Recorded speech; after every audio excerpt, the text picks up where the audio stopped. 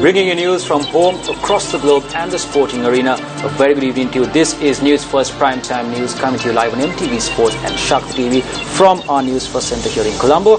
I am Shahin Jurangpati. And I am Amina Mustafa. Let's start off with a look at the headlines for tonight.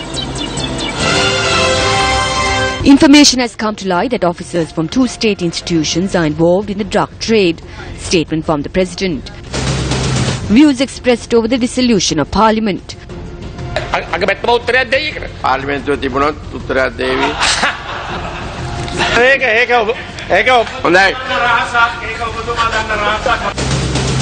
former Chief Operations Officer of RADA, Salya Vikramasuriya, granted bail. Police suspect that a child reported missing in Kilinochchi may have been sold.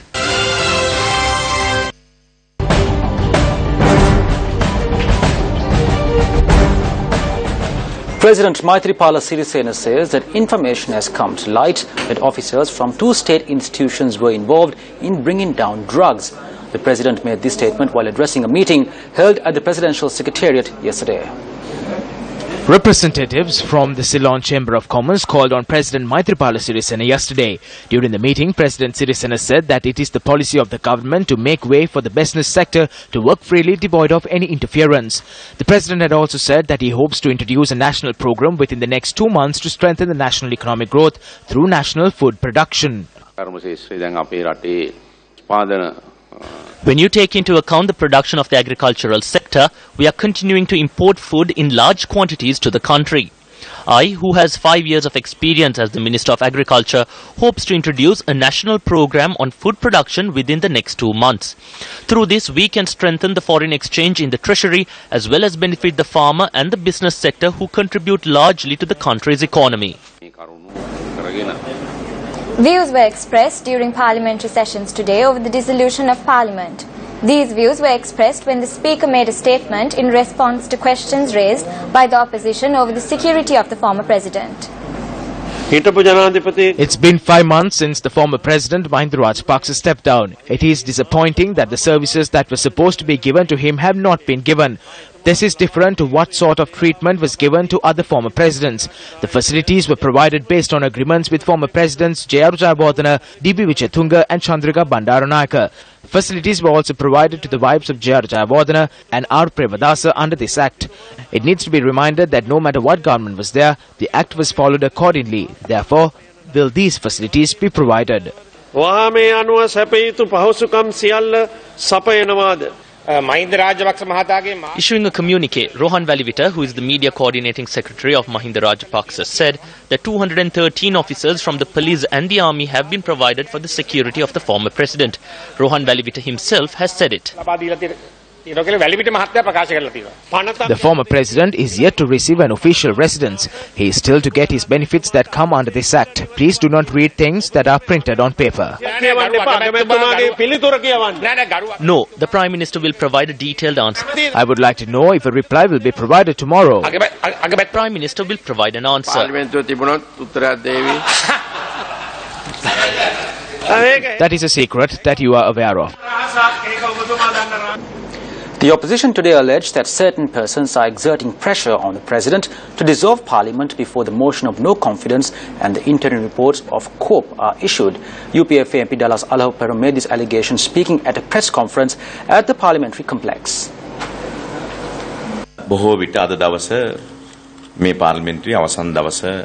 I must inform you that today would most probably be the final day of this parliament.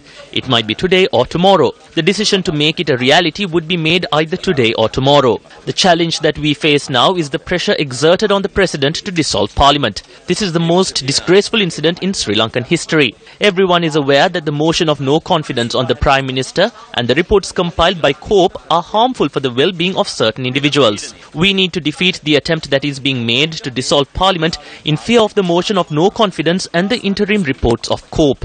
If there are matters of sensitive nature raised by the minority parties, those matters need to be listened to and fulfilled. The Sri Lanka Freedom Party and the United People's Freedom Alliance are aspiring to assist in that. If that cannot transpire, the only alternative is to look into the stability and dissolve Parliament.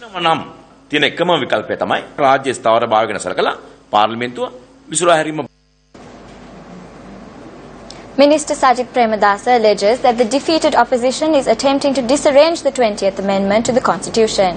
Minister Premadasa made this statement while addressing an event held in Beliata today.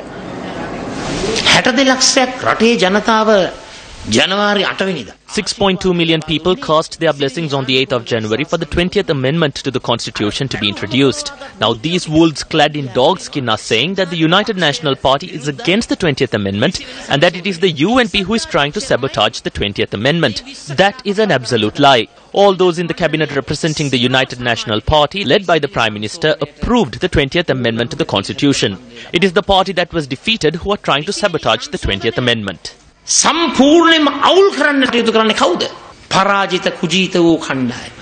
The tube-well water project in the Medaguda Vishkampura village in Biliatha was declared open to the public under the Siyadinakin Aluth Ratak Janadiviyata Diyambinduwak Samata Sahana project today. A special media briefing was convened in Colombo today seeking to prevent the dissolution of Parliament without the passage of the 20th Amendment to the Constitution. Religious leaders, political and social activists who worked for the victory of President Maithripala Sirisena during the presidential election joined today to form a new national movement. The first press conference of national movement titled Maithrita Ida Denna was convened at the Foundation Institute. There is an opinion to dissolve Parliament. However, before the dissolution of Parliament takes place, have the promises that were made to the people been fulfilled? Requests for electoral reforms have not been addressed. It has been gazetted. There is just a little more to go in this journey. Passed the 20th Amendment to the Constitution by presenting it to Parliament. These were two major promises that were made during the election. Going in for an election without fulfilling these promises is betraying the people's mandate. We respectfully request the President and the Prime Minister to not dissolve Parliament without passing the amendment.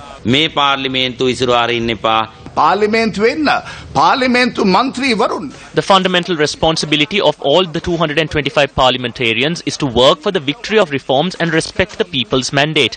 They should not be making petty arguments. What we say is, the citizens of the country must awaken again. Out of the 225 MPs, it is a small group who is responsible for this situation.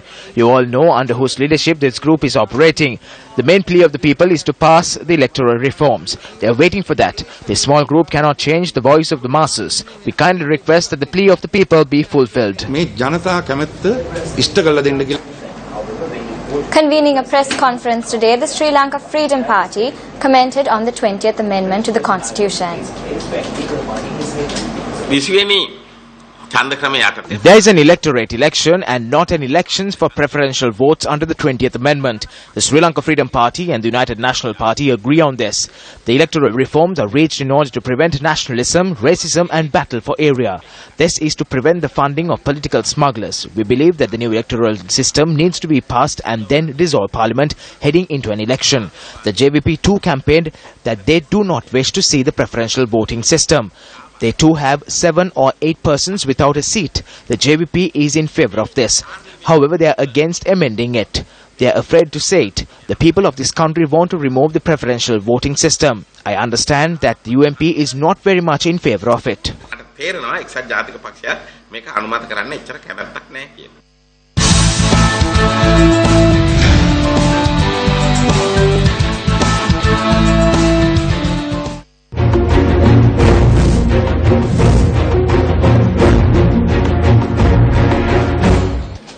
The March 12th declaration highlights that a candidate be given nominations to contest the elections should not be a person who is engaging or had engaged in the past in trades such as alcohol, drugs, gambling, casinos and prostitution that are detrimental to the well-being of the country. Thereby, the National Dangerous Drugs Control Board is preparing to look into the candidates in this regard and issue a certificate. At a press conference convened today, it was revealed that a special committee would be appointed for this task. June 26 is the International Day Against Drug Abuse and Illicit Trafficking, and a joint press conference was convened in Colombo today to raise awareness on the program. On the 12th of March, PAFREL obtained signatures of all the main political parties in the country and civil society leaders for a special declaration. It was said that a person given nomination should not be a person who is engaging or had engaged in the past in trades such as alcohol, drugs, gambling and casinos. In order to activate the declaration, we deployed 200 independent groups to all the electorates. They will inquire into possible general election candidates. We are prepared to issue a clearance certificate to all those who are deemed suitable.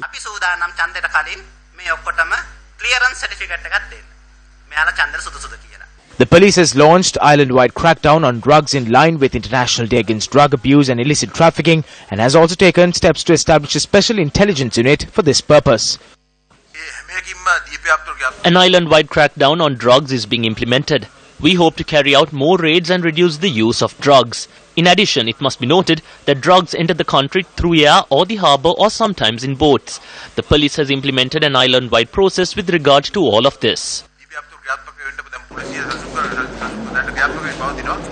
Now, information that came to light over the recent past bear testament that the prisons have transformed into another place where the trade of heroin takes place.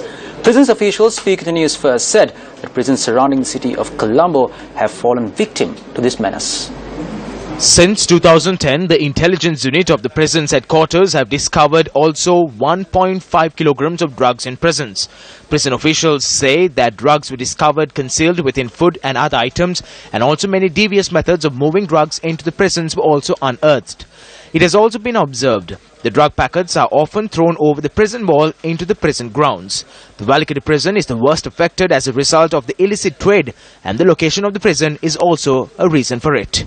The process of moving drugs into prisons has been made convenient as a result of this house, which is located very close to the prison's wall, and that the inhabitants are often those found guilty for drug offences. These prisons are run on heroin. Everything in there happens because of heroin. What is the link between heroin and the prison? All the deals take place over the phone and the messages of the officials. They come in with the food and drink and other basic needs.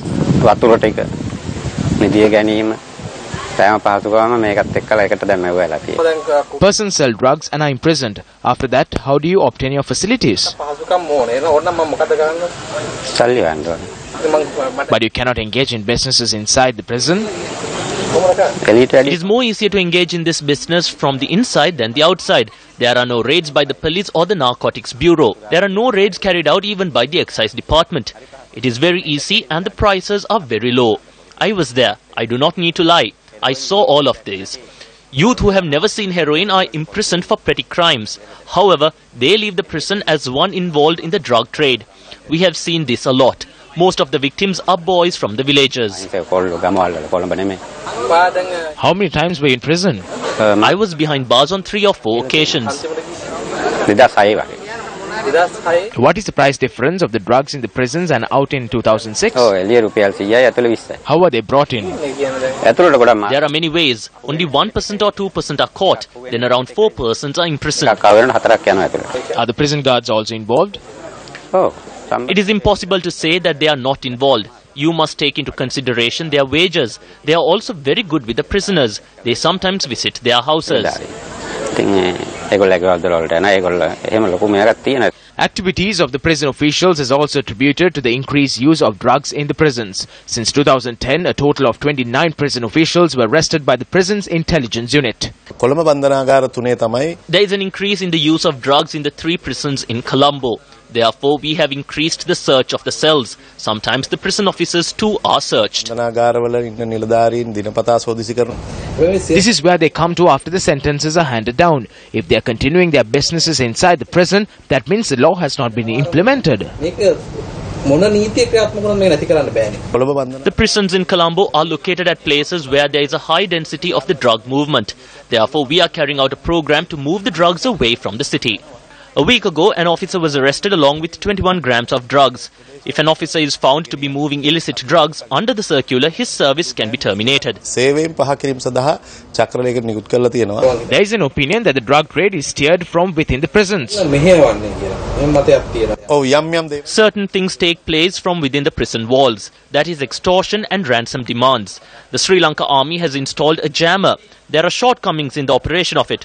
Most of those in here are addicted to drugs and are not large-scale drug dealers. Most of the drug peddlers are at large. That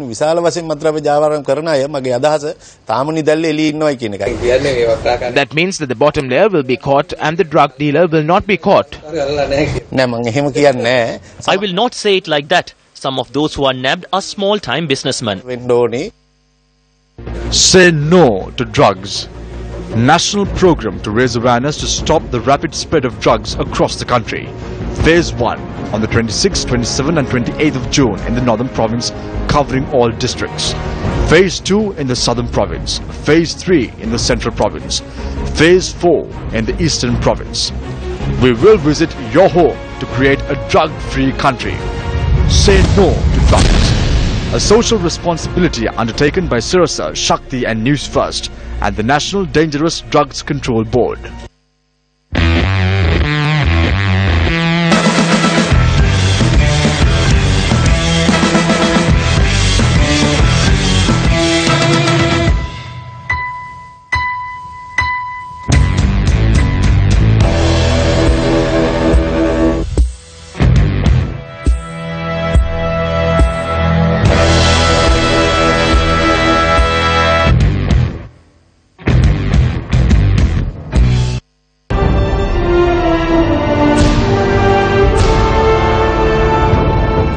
A debate on the 20th Amendment to the Constitution took place in Parliament today as well. This wouldn't be a problem if the amendments which were proposed were accepted. We are not even allowed for discussion. Unfairness was caused already the moment the Gazette was published, but there is criticism levelled at us that we are taking the electoral system as a solution to our internal problems. These are the acts of a certain group. Even on the day when this was given to the final approval in Cabinet, there was no mention of the 20th Amendment to the Constitution in the draft. So I do not think there is a base to this, as it was not discussed. We were the first to propose that the electoral system must be changed. We had the intention, but you for 13 years, when Dinesh Gunawardena was chairing the committee, had no intentions whatsoever of an electoral reform.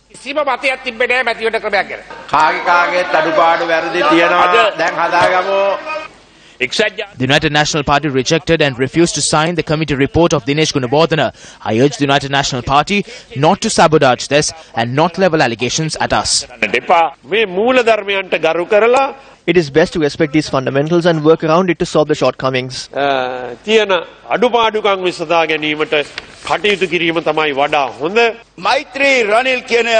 Maithripala Sirisena and Ranil Wickremesinghe are like needle and thread. We support them and protect them. We are of the stance that this act must be passed. If ties are broken, we say to dissolve Parliament.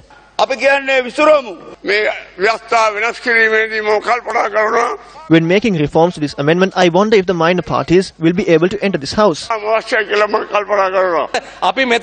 here in Parliament, but there are the others attending funerals in villages. Now that is where the votes are. Rather than saving the government here, that is the problem of the preferential system. Because the honest ones attend parliamentary proceedings here to save the government, to create policies, while the others, because the elections are around the corner, are attending funerals or either making donations. So the man who makes policies here ends up going home. Why? Because he did not go for the funeral. Therefore, no votes. Be misunderstood as a singular and proportional system, but a system which elects parliamentarians under a district proportional and national proportional system. So this isn't something of ours. We are here in the opposition helping out to get this passed, just like we did for the 19th Amendment. But this baby is yours. We are merely helping you raise it. What the people understand and what they want is to make reforms to the electoral system. And we haven't been able to do that until we dissolve Parliament. Parliamentarian Faiza Mustafa expressed the following views in Parliament today. In President Maithripala Sirisena's election manifesto, he stated two things. One is abolition or curtailing the powers of the executive presidency. He also promised that the electoral system would change. He said that there will be a committee appointed. If one needs to construe the election manifesto to the fact that only a committee would be appointed and that we will not change the electoral system, we are doing injustice to the masses. Today on television, when you see the masses being questioned on the 20th Amendment, what do they tell us? They say that the 20th Amendment is more important than the 19th because we know by the present electoral system we see drug dealers, thugs coming into Parliament. However, we don't have a member of Parliament who is responsible to the electorate. There is a greater need for that. And also, the 20th Amendment has female representation increased to 10%, a mandatory requirement. And also, to satisfy smaller parties, the cutoff point the district cutoff point has been brought to 3%. There is a need to change the electoral system. This is the only chance that we can change the electoral system. We have a president who appoints the leader of the opposition and the prime minister. So he can get the support of the leader of the opposition and the prime minister. So let us all work together. Let us use the 20th Amendment as a starting point. The national program to obtain 1 million public signatures for the March 12th declaration, which contains the criteria which should be looked into by political parties when providing nominations, will commence tomorrow. The primary objective of the March 12th movement, comprising of 21 organizations including PAFRL, the Ceylon Chamber of Commerce, Transparency International and Ceylon Teachers Union, is to fulfill an effective duty to create a good political culture in the country. The March 12 declaration, which was prepared as a preliminary measure to fulfill this objective, includes 8 fundamental criteria that should be taken into account by all political parties when providing nominations. Accordingly, a person should not be an individual who had served a jail sentence for a crime and should not be a person who have not entered into financial agreements prejudicial to the country. The March 12 declaration also goes on to note that the persons provided with nominations should not be a person who is engaging or had engaged in past trades such as alcohol, drugs, gambling, casinos and prostitution that are detrimental to the well-being of the country. The main political parties have already signed the declaration. President Maithripala Sirisena also placed his signature on the March 12 declaration on the 20th of this month. According to the declaration, the March 12th movement is to tour the country starting from tomorrow until the 4th of July, urging the public to cast their vote for the party who have submitted their nominations as well as their preferred candidate during the upcoming parliamentary elections. The objective of the March 12th movement through this island-wide tour is to obtain 1 million public signatures. On one hand, we intend on including the suitable candidates to the nominations list, and on the other hand, creating awareness among the public on casting their franchise for the suitable candidate during the parliamentary elections, regardless of which political party they voted for.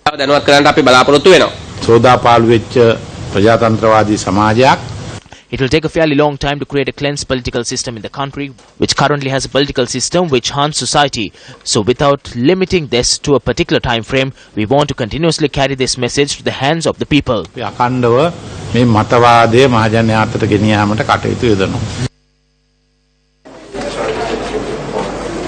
At a press briefing convened today, Foreign Minister Mangala Samaraweera commented on the MIG deal involving former Secretary of Defence Gotabaya Rajapaksa.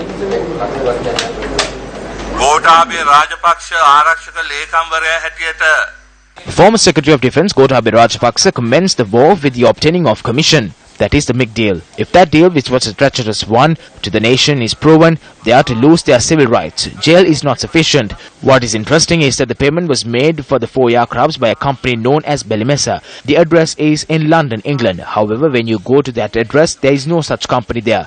What is there is a telecommunication establishment. The British Virgin Islands is a place where illegal money is hidden. So this Belimesa company had been registered a week before the deal in the month of August. I wish to ask from Gotabaya Rajapaksa, if this was a deal by the new government, why was money sent to a secretive company registered a week before, and why was funds sent to the British Virgin Islands?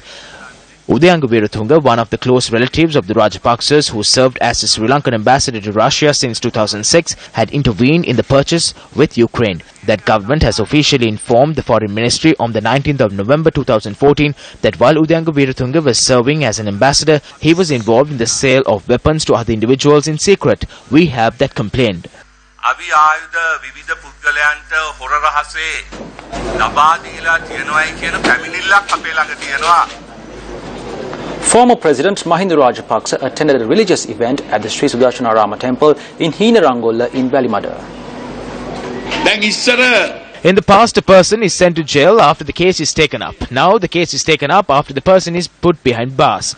This is what is called good governance. We can be patient. I'm used to it. I have been to jail. I was imprisoned for 3 months. I did not admit myself in hospital like my brother. My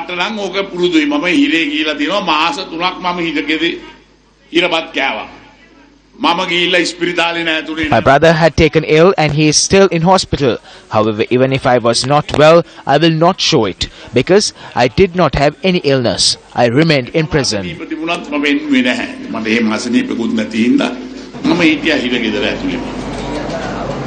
Field Marshal Sarath Fonseca, the leader of the Democratic Party, expressed the following views during a meeting with party activists in Anuradhapura. Individuals who lost are saying it is not good to seek revenge, so he accepts that he lost the 2010 elections. He took revenge from the person who won it. He says that ruggish politics is not good and that revenge must not be sought from the families. He says not to fabricate allegations. He says he never heard of these things. 2 months after defeat, he has settled. Whenever he opens his mouth, you get the smell of flowers. He now lives in the temples. There is no one else who lives in good faith as he. But it is all too late. He did everything against the religion. On to a headline-making story this evening. Former Chief Operating Officer of the Reconstruction and Development Agency, or RADA, Salia Vikramasuriya, and another suspect who were in remand custody have been released on bail. The duo were remanded on alleged financial fraud worth 169 million rupees, said to have taken place in the construction of houses in the post-tsunami era by RADA. The suspects were released on bail after they were produced before the Colombo Fort Magistrate Priyanthaliyanage today. The magistrate ordered that the suspects be released on a cash bail of 50,000 rupees and 2 sureties of 1 million rupees each. 5 persons including Salia Vikramasuriya were arrested in connection with the financial fraud. The magistrate granted bail to the duo based on medical reports presented to courts by the attorneys appearing on behalf of the defendants that stated that Salia Vikramasuriya suffered from a medical condition to his spine, while the other suspect too suffered from a medical ailment. The remaining suspects were further remanded until the 8th of July. This is a simple decision. He had signed several checks as a government officer. He had not stolen a cent. He is suffering from a serious spinal issue. Even the government says that they cannot do anything without him because of his expertise in the petroleum sector. Based on these facts, bail was granted to him. He will be in hospital for months.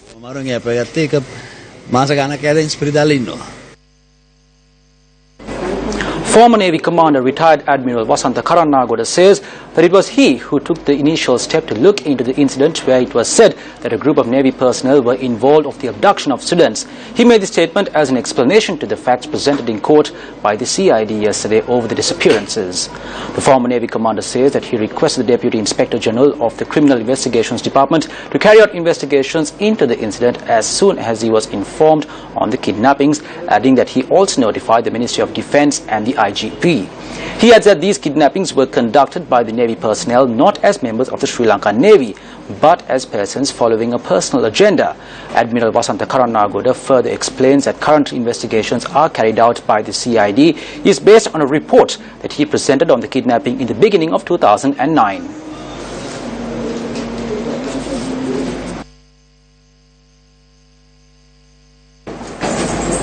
Atul Keshap, US President Barack Obama's nominee for the post of ambassador to Sri Lanka, told members of the Senate Foreign Relations Committee during his confirmation hearing that the United States wants to help the people of Sri Lanka succeed as a prosperous, unified, reconciled, peaceful and democratic nation. If confirmed, my top priorities will be to ensure the safety and security of American citizens and to advance the interests and values of the United States and the American people. In Sri Lanka, our primary interest is to help the people of that island succeed as a prosperous, unified, reconciled, peaceful, and democratic nation. At the beginning of this year, the people of South Asia's oldest democracy courageously chose a new path of hope and renewal. Since January, Sri Lanka has made progress on challenging issues, from fighting corruption and media censorship to beginning the long process of healing after decades of war. We want to help the Sri Lankan people strengthen democracy, civil society, and human rights, including media freedom and freedom of religion. The democratic progress, economic growth, and security of Sri Lanka and Maldives affect not just their own countries, but the broader Indo-Pacific region. Views were expressed on Lanka's Satasa at a media briefing today.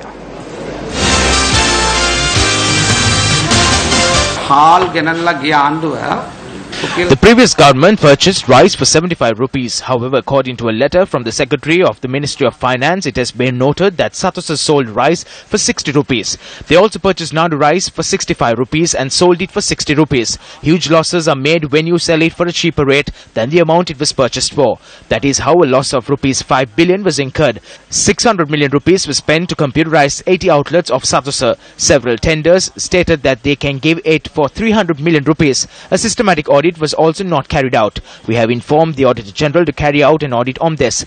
Lak Satos has to pay 3 billion rupees to suppliers and owes another 10 billion to banks. We are facing difficulties in sustaining this institution. Subsequent to discussions with the President and the Prime Minister, we have now handed this institution to KPMG, who will be tasked with restructuring the organization.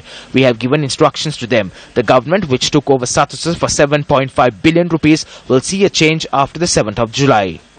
අලුත් විදියකට මේ සතොස ආපහු ගෙනියන්න වැඩ කටයුතු කරලා තියෙනවා.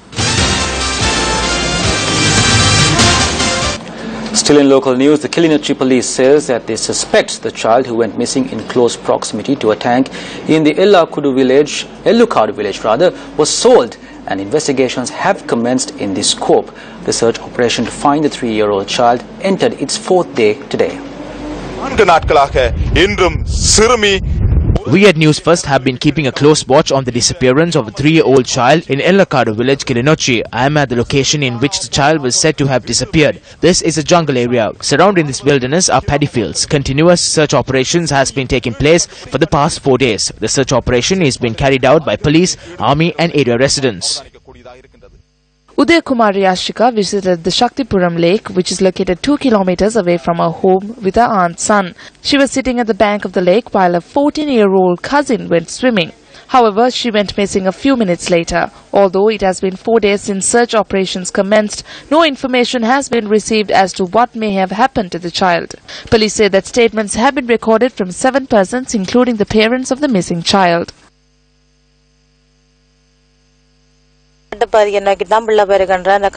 Police, army together with the Navy have been carrying out this search operation for the past 4 days. We saw a set of footprints of the child heading towards the forest. Investigations have commenced into this. Some say that they saw the child walking through the forest wearing a yellow shirt.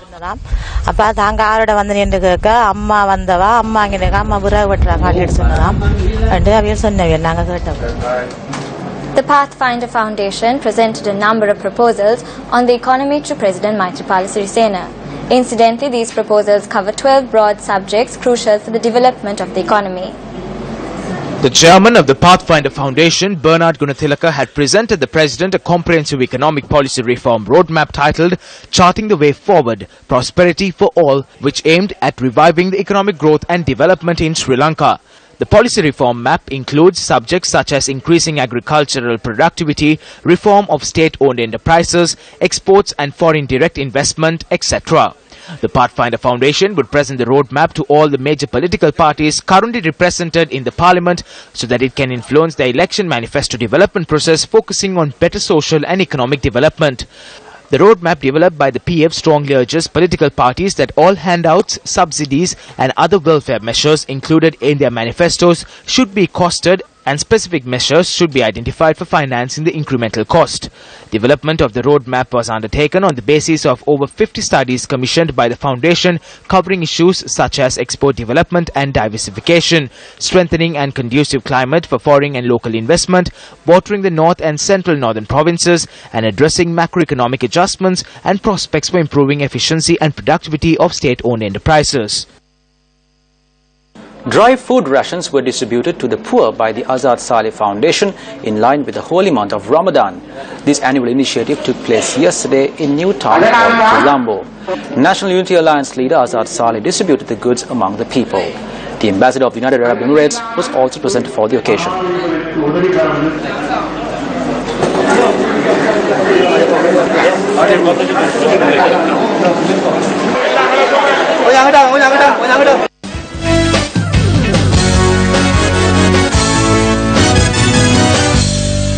In sports, it's cricket news. Well, it has been reported that Sri Lankan all-rounder Dilruwan Perera would not be playing the second test match against the visiting Pakistan side as a result of an injury to his hand.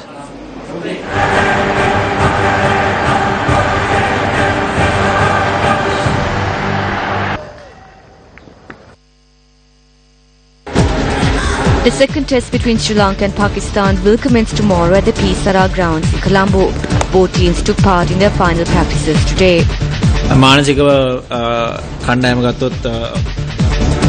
The team is mentally prepared for the game. We have discussed our shortcomings. We hope to rectify the mistakes for the next game. There will be no change in the batting order. There will be changes in the bowling department. Dilruwan Perera and Dhammika Prasad are injured. We are not sure of their situation.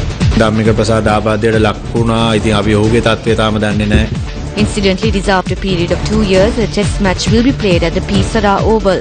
This series, every match is a new match. You can't just live in the past. So we are looking forward for tomorrow's game, and I think it will be totally a different ball game. It's a good pitch. We know that it just helps seamers a little bit, but I think there is something for the spinners also. So let's see how we go after just having a final look at the pitch.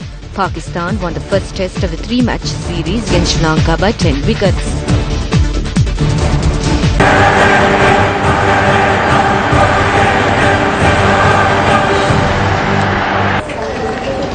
And that is a wrap-up for this edition of Primetime News. It was an absolute pleasure having you with us. For the News First team, I am Shahin Jurampati. And I am Amina Mustafa. Good night.